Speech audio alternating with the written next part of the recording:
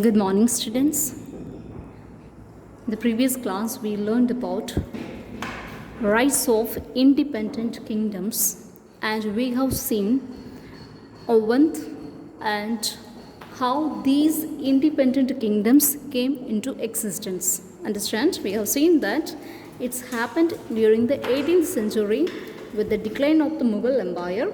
A number of provinces came into existence. Understand?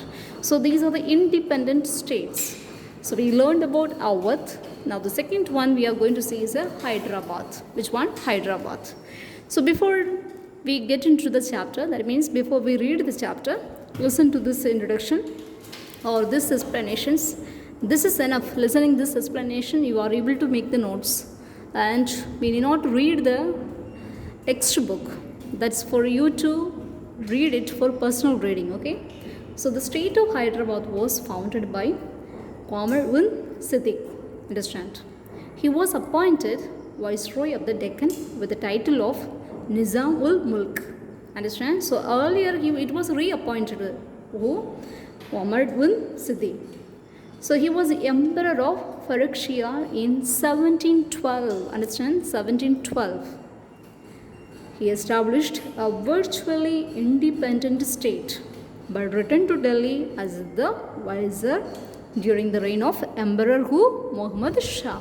So we have learned about later Mughals, and we have seen during these times only the foreign invaders came to India. So which year he went to see the vizier, that is Emperor Muhammad Shah, in 1724. He was reappointed. Understand? Who? Qamar bin Siddiq. He was reappointed as the Viceroy of the Deccan with the title of Asaf Jah. Understand? Asaf Jah. He founded the Asaf Jah dynasty. So the title is given and he established his own dynasty. His successors were known as the Nizams of Hyderabad. Though he did not declare independent openly, he ruled as an independent ruler. Understand?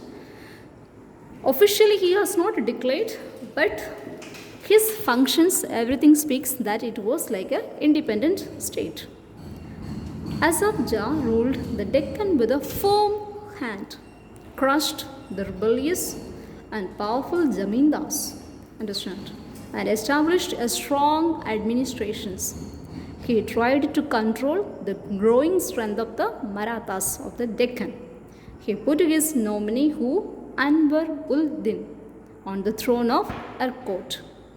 So after Asaf Jah's death, that is in the year 1748, Hyderabad became an easy prey to powerful neighbors. European trading companies, we have already seen some of the Britishers already occupied almost northern and southern part of India. So here the European trading companies started interfering in the domestic politics of Hyderabad for their own selfish motives. Understand? So that was the reason or the situation happened in Hyderabad during the 18th century, and this is how this independent kingdom came to existence or came to life.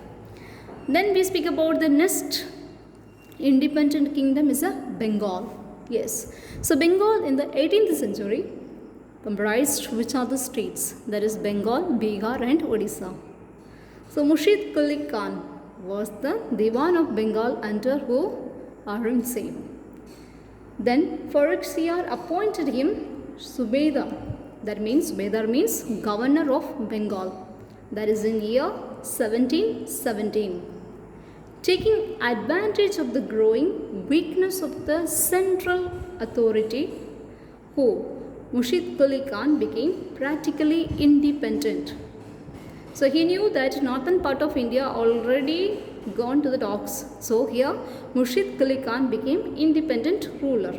So Murshid Quli Khan, he ruled from 1717 to 1727, and his successor Shahid Daulat, that is 1727 to 1739, and Alivardi Khan, that is 1739 to 1756. So these things are not given in the textbook, students. You have to mention these years. Understand, it's very important. And these three rulers so gave Bengal a long period of peace and stable administrations. So all these three rulers gave encouragement to trade but maintained strict control over the foreign invaders or the trading companies. So here the third ruler, who was that? Alivardi Khan, did not permit English, that is the East India Company, and French trading companies to fortify their positions in Bengal. So however, the Nawabs of Bengal failed to build up a strong army and a navy. They also failed to prevent corruptions among the officials. Nor did they firmly destroy the tendency of the East India Company. The ignorance of the situations in Europe proved costly. Bengal was the first province to be conquered by the East India Company. This is the reason I said when we speak about 18th century and how these independent kingdoms came into existence. So I said Bengal is one of the main state, and this is one of the main independent states where the British took almost complete possession of Bengal. So what happened? So Bengal was the first province to be conquered by the East India Company, after who Nawab Siraj Daulat was defeated by the British in the Battle of Plassey. So Battle of Plassey I have already spoken in the previous class. Understand? So when you go through this paragraph, that is of Hyderabad and Bengal, some of the things which is not mentioned, note down. And then comes next independent state, that is southern part of Deccan, Mysore. Understand? Mysore. So early in the 18th century, Mysore was ruled by a Hindu king.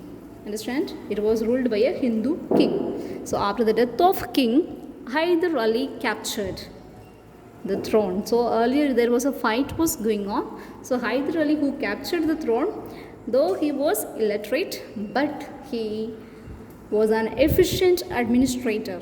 He became the ruler of Mysore in 1761, when it was a weak and divided state. But within a short span of time, he made Mysore one of the leading Indian powers. He modernized the army and expanded his kingdom through conquest. He was strong enough to emerge as a rival of the British. Hyder Ali defeated the British in the first Anglo-Mysore War. Understand? Underline, this is one of the important in the history of India. First Anglo-Mysore War, but he was killed in the second Anglo-Mysore War. After him, his son who? Tipu Sultan. Okay, Tipu Sultan came to the throne. Tipu Sultan was one of the greatest rulers of India who fought bravely with the British. He was deeply inspired by the ideas of which revolution? French Revolution. Understand? French revolutions. He built strong army equipped with modern weapons, just like the British East India Company. He also built a strong navy and set up modern industries. In 1799, he died fighting the British in his capital, that is Srirangapattinam. For his courage, Tipu Sultan was called Tiger of Mysore. Understand? So this is the background when we learn about independent states. Awadh, Bengal, Hyderabad and Mysore. And these are the southern part of Deccan or southern part of India. Students, go through these explanations or these notes and you will highlight it in the textbook and you will make short notes or you will take notes from these explanations. So this video only we are speaking about the independent states of Deccan part or the southern India. We will come in the next with the Rajputs. So that's all. May God bless you. Go through these explanations.